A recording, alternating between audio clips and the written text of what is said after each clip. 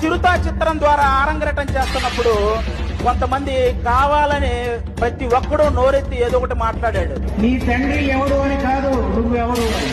ఏదైనా cinema hit అయితే అది డైరెక్టర్ వల్ల, ఫ్లాప్ అయితే రామ్ చరణ్ గారి వల్ల అని చెప్పి కామెంట్లు చేశారు.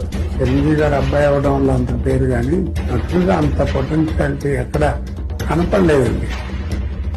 అప్పుడు వచ్చింది రంగస్థలం అని ఒక సినిమా. రంగస్థలం అని ఒక సినిమా అప్పుడు వచ్చింది.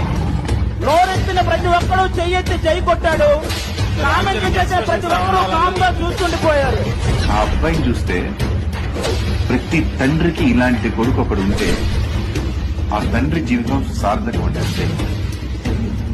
He is arguably India's biggest star right now. Ram Charan ఉన్నాడు అక్కడ. International film superstar. Understanding the wrong character. తను కొడితే ఎలా ఉండదు మీకు సంస్కారానికి ప్రతిరూపం.